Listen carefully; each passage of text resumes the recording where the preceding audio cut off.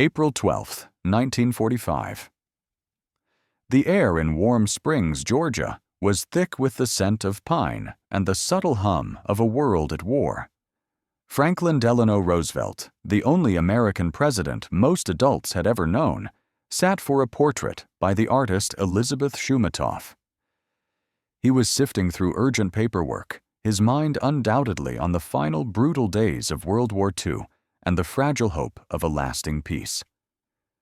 At precisely 1:15 p.m., a sudden, agonizing pain seized him. He raised a hand to his head, his voice quiet but strained. "I have a terrific pain in the back of my head."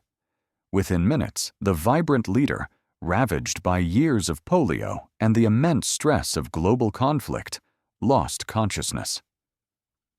2 hours later, at 3:35 p.m., the 32nd President of the United States was dead from a massive cerebral hemorrhage. A wave of shock, grief, and profound uncertainty began to ripple across America and its allies. The news, however, would take hours to traverse the vast expanse of 8 time zones, traveling across continents and encrypted channels before finally reaching the inner sanctum of the Kremlin. There, it would strike Joseph Stalin, the Soviet dictator, like a physical blow, a sudden, unexpected rupture in the fragile wartime alliance. What happened next, in the shadowed corridors of power in Moscow, would fundamentally alter the trajectory of the final bloody month of World War II and irrevocably set the stage for the Cold War that would dominate the next half-century. Stalin's reaction to Roosevelt's far from simple. It was a complex tapestry woven with genuine sorrow, profound anxiety, and a revealing testament to the unique personal relationship that had unexpectedly blossomed between these two vastly different men. The patrician New York Democrat and the Georgian peasant turned Soviet autocrat. The telegram bearing the devastating news arrived in Moscow late in the evening on April 12th, Moscow time. Stalin was, as was his custom during the relentless war years, immersed in his work in his Kremlin office. Reports from the fronts, detailing the inexorable advance of Soviet forces closing in on Berlin, lay strewn across his desk. Various historical accounts paint a vivid picture of the moment his aide presented him with the fateful message. Stalin reportedly read it, then reread it, his eyes scanning the words as if his mind, honed by years of brutal political struggle, was utterly unable to process the stark finality of the information. He sat in profound silence for several moments, an almost unheard-of response from a man notorious for his immediate, often ruthless, and decisive reactions to virtually every situation. Eventually, Vyacheslav Molotov, Stalin's foreign minister and his closest political confidant, was summoned immediately. When Molotov arrived, he found Stalin visibly shaken, his usual steely composure fractured. He was completely overwhelmed, Molotov would later recall in his memoirs, his words hinting at the depth of Stalin's unexpected emotion. Stalin's first words, reportedly, were heavy with an almost personal sense of loss. "Roosevelt has died. That is a great loss. He was a great statesman." The Soviet leader then did something virtually unprecedented in Molotov's long and intimate experience with him. He showed emotion, a genuine crack in the formidable facade of the man of steel.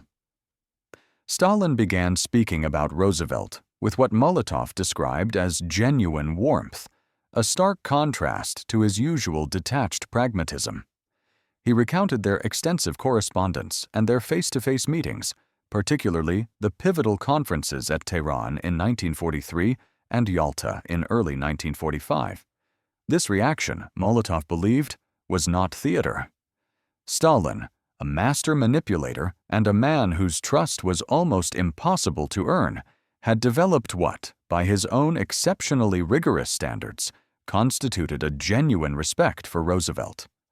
Unlike Winston Churchill, whom Stalin viewed with a mixture of suspicion and condescension As an imperialist aristocrat clinging to a dying empire, Roosevelt seemed, crucially, to understand the Soviet position. FDR had consistently pushed for the vital Second Front in Western Europe, a strategic move that alleviated immense pressure on the Red Army. He recognized and deeply appreciated the unimaginable sacrifices in blood the Soviet Union had made on the Eastern Front, bearing the brunt of the Nazi war machine. And at Yalta, just 2 months earlier, Roosevelt had appeared willing to accommodate Soviet security concerns in Eastern Europe, a critical concession for Stalin. More importantly, and perhaps most profoundly, for the deeply paranoid Soviet leader, Roosevelt communicated directly with Stalin, often cutting through layers of diplomatic formalities in a way that truly resonated with Stalin.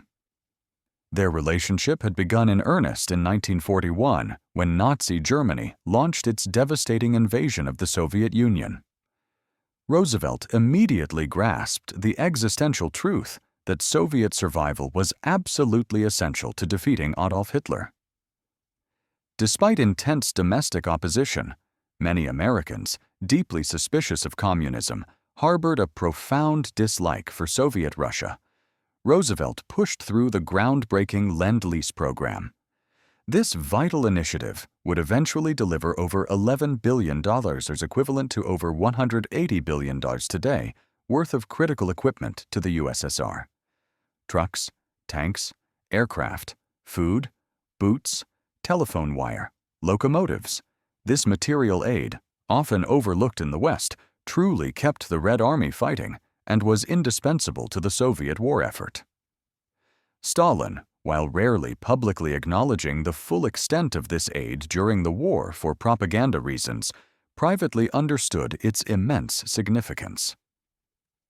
At the Tehran Conference in November 1943, the two leaders had met face-to-face for the very first time. Stalin, ever the cynic, had been prepared to dislike Roosevelt, expecting another condescending Western politician steeped in anti-Soviet prejudice. Instead, he found a man willing to engage him as an equal, who shared jokes, and who seemed genuinely committed to the alliance beyond mere military necessity. Roosevelt had even stayed at the Soviet embassy during the conference, a gesture of trust, accepting Stalin's somewhat dubious warnings about potential Nazi assassination plots.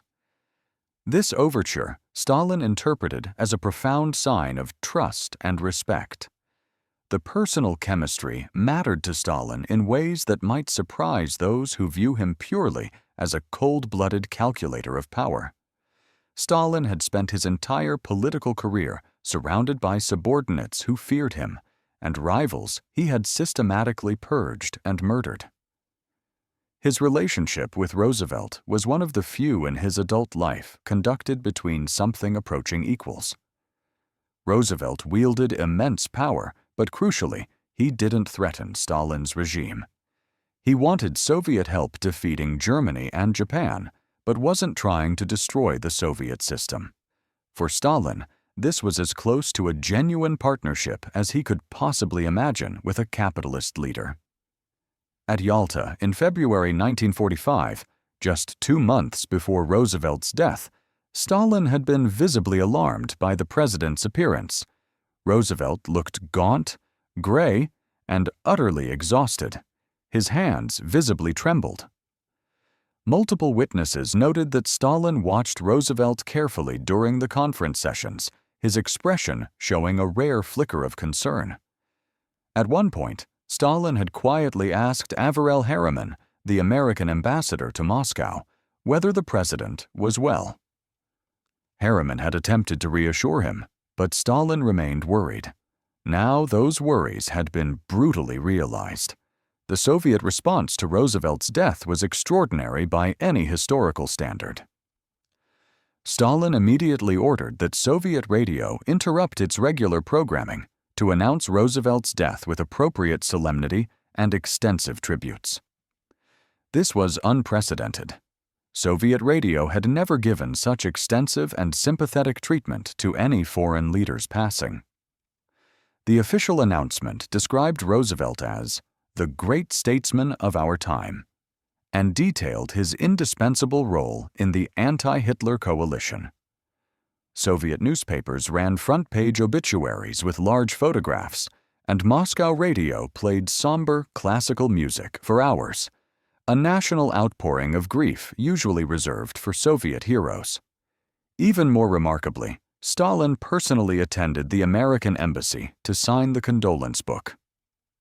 This, too, was an unprecedented gesture. Soviet leaders simply did not visit foreign embassies. Yet Stalin made an exception, arriving with Molotov to express his condolences to Ambassador Harriman. Harriman, who had dealt with Stalin regularly since 1943, was profoundly struck by the Soviet leader's demeanor. He seemed deeply moved and disturbed, Harriman later wrote, witnessing a genuine display of human emotion from the inscrutable dictator. Stalin spoke of Roosevelt's crucial role in the alliance, his understanding of Soviet needs, and, significantly, expressed deep concern about what would come next. That concern was the key to understanding the full spectrum of Stalin's reaction. His grief, while apparently genuine, was utterly inseparable from his profound anxiety about what Roosevelt's death meant for long-term Soviet interests. Who was Harry Truman? A relatively obscure senator from Missouri, whom Stalin had never met, never corresponded with, and knew virtually nothing about. Roosevelt had been a known quantity, a leader Stalin believed he could work with, a predictable partner in a dangerous world. Truman was a cipher, an unknown variable, and Stalin, above all else, hated uncertainty. Stalin's intelligence apparatus quickly compiled dossiers on Truman, but the information was limited. Truman had barely been vice president for 3 months. Crucially, Roosevelt had deliberately excluded him from major foreign policy decisions, even keeping him ignorant of the atomic bomb project. Stalin knew this. Soviet intelligence was deeply penetrated into both the Manhattan Project and various levels of the American government. The Soviet leader understood that Truman was coming into office without Roosevelt's intimate knowledge, established relationships, or personal commitments. More concerning for Stalin was what he knew about American politics. Roosevelt, through sheer force of will and political genius, had managed to maintain the U.S.-Soviet alliance despite significant domestic opposition. Conservatives, many Catholics, and fervent anti-communists had never trusted Stalin, but Roosevelt's immense prestige and unparalleled political skill had largely kept them in check. Would Truman, a newcomer, possess the same ability to navigate these treacherous political waters? Stalin doubted it profoundly. His concerns, as history would soon prove, would be devastatingly well-founded. The contrast between Stalin's profound public and private reaction to Roosevelt's death and his subsequent treatment of Harry Truman was stark and swift. Within weeks, the tentative warmth would evaporate. The fragile cooperative spirit that had characterized U.S.-Soviet relations under Roosevelt would rapidly give way to deep suspicion and escalating confrontation.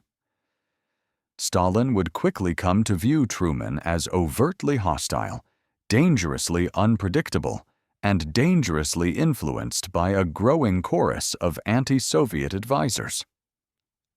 Whether this perception was entirely accurate, or whether Stalin's own uncompromising policies inadvertently provoked Truman's hostility, remains a historically debated question.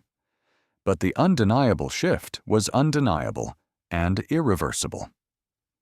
At a somber funeral commission meeting Stalin convened in the Kremlin days after Roosevelt's death, he expressed his thoughts more candidly to the Politburo. According to accounts from participants, Stalin acknowledged that Roosevelt's death was an enormous loss for the Soviet Union. He instructed Molotov to maintain the closest possible contact with the new American administration, but issued a stark warning that significant difficulties lay ahead. Stalin, ever the pragmatist, predicted that without Roosevelt's unique leadership, anti-Soviet elements within American politics would inevitably gain influence and sway. He wasn't wrong. The timing of Roosevelt's death was particularly significant, a cruel twist of fate. The war in Europe had less than a month remaining. Soviet forces were relentlessly closing in on Berlin from the east, while American and British forces approached from the west. The key political questions that would define the post-war world: what would post-war Europe look like? How would defeated Germany be treated and administered? What role would the Soviet Union play in the Pacific War against Japan? Were all in a precarious state of flux. Roosevelt had been the primary Western interlocutor on these monumentally important issues. Now he was suddenly gone, replaced by someone Stalin didn't know and, crucially, couldn't predict.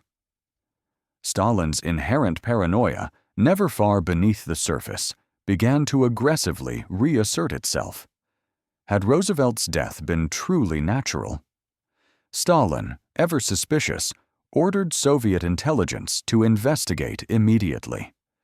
The feared NKVD compiled reports suggesting the death was indeed from natural causes. Roosevelt had been gravely ill for some time with hypertension, severe cardiovascular disease, and other debilitating ailments. But Stalin remained deeply suspicious. He simply couldn't shake the chilling feeling that Roosevelt's death was suspiciously convenient for the anti-Soviet forces in America, who clearly wanted to derail the fragile accommodation Roosevelt had been meticulously building. The first official contact between Stalin and Truman came via telegram. Truman's message was cordial, but notably different in tone from Roosevelt's characteristically warm and personal communications. It was formal, correct, but utterly lacking the personal warmth and familiarity that had been the hallmark of FDR's messages. Stalin noticed this subtle but significant shift. His response was equally formal, mirroring the new, cooler tone. The easy rapport that had existed between Washington and Moscow began to cool almost immediately. Within days of Roosevelt's death, Stalin faced his first critical test with the new administration. Deep disagreements over the future of Poland, which had been simmering uneasily since Yalta, suddenly escalated. Roosevelt had agreed at Yalta to free and unfettered elections in Poland, while simultaneously accepting legitimate Soviet security concerns in the region. The agreement was deliberately ambiguous, allowing both sides to interpret it favorably. Roosevelt had been willing to work within this ambiguity, understanding that Soviet control of Poland, or at least a highly sympathetic government, was non-negotiable for Stalin, but hoping to maintain at least the appearance of Polish independence and self-determination. Truman, however, took a significantly harder line. In his first weeks in office, he received a parade of influential advisors, all warning him not to trust Stalin. Ambassador Harriman, having returned from Moscow, bluntly told Truman that Soviet behavior in Poland showed Stalin simply couldn't be trusted. Former ambassador to the Soviet Union, William Bullitt, forcefully advised Truman that the Soviets were intent on dominating all of Europe.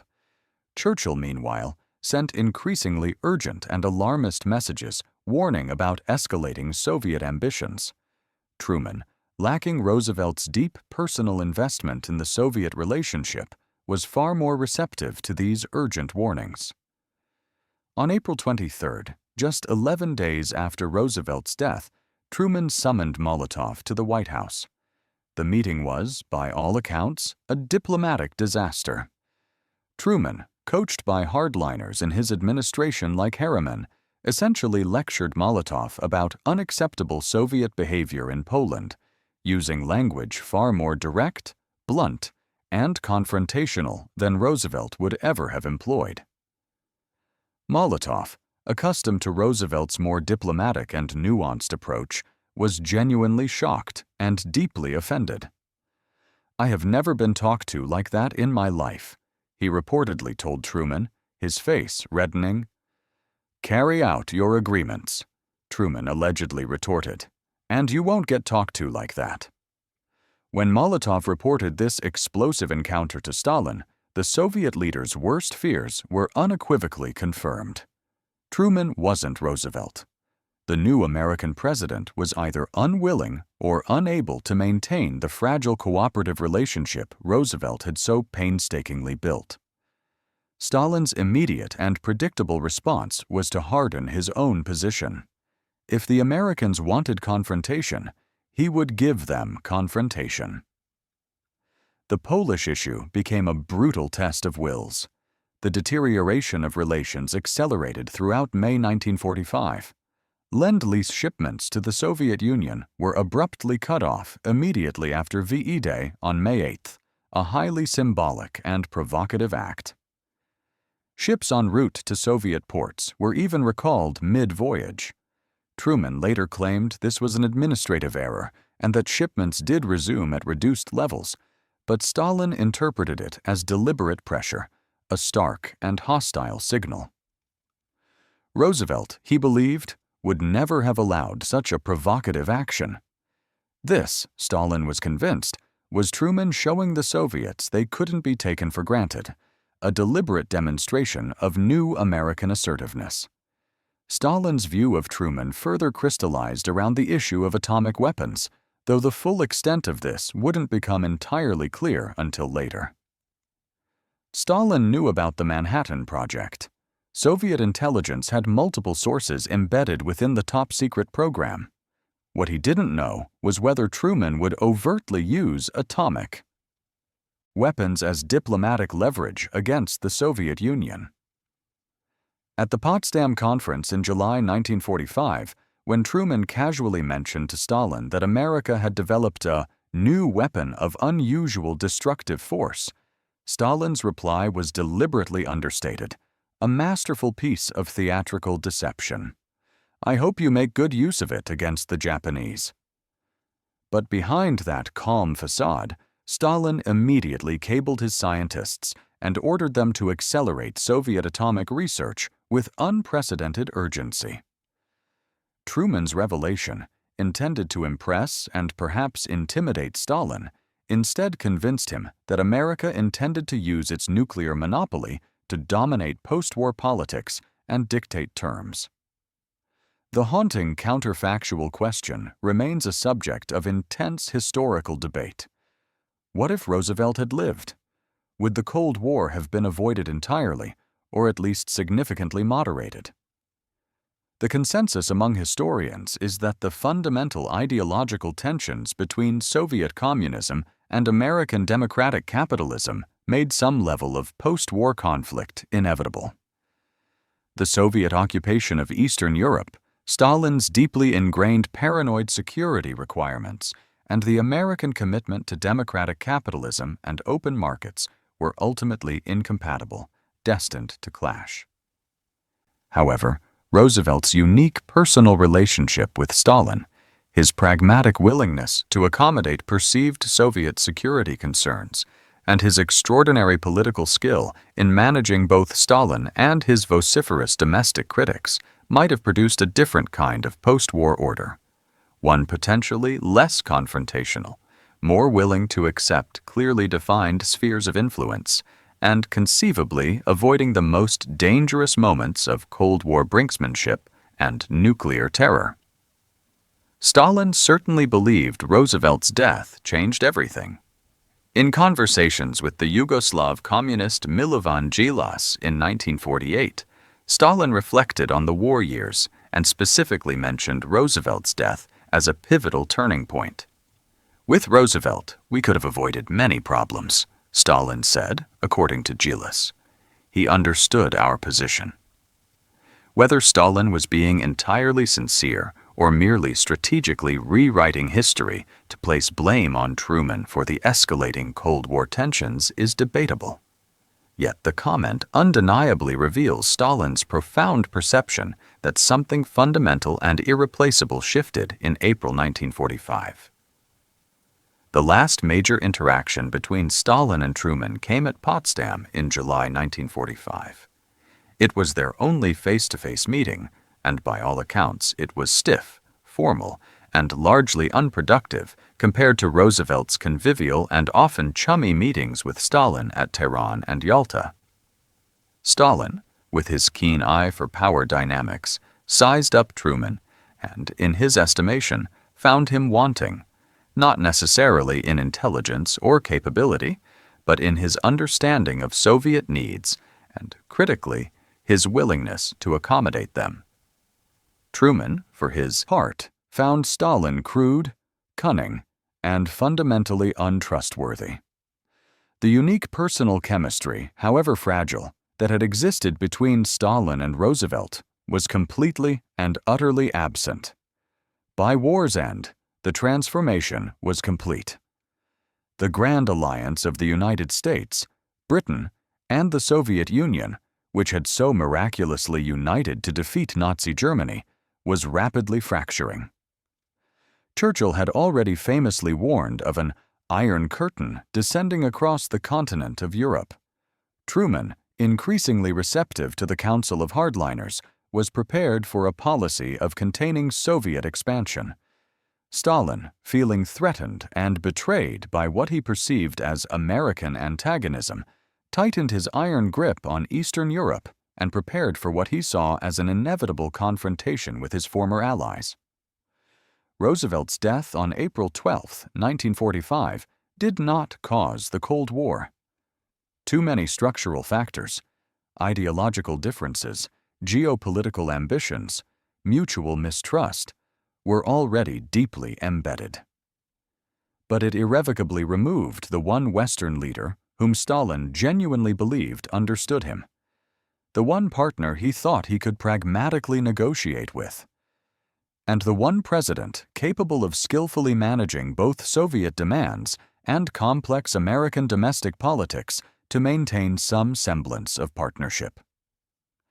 Stalin's genuine grief at Roosevelt's passing was utterly inseparable from his grim recognition that an era had ended, that the wartime alliance would not survive into peacetime, and that the future promised confrontation rather than cooperation. In this profound sense, April 12, 1945, marked not just the death of a president, but the death of whatever slim hope existed for a continued U.S.-Soviet partnership after the war.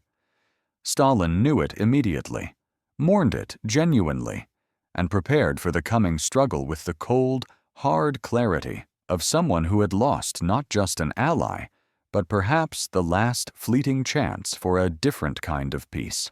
The Cold War had begun.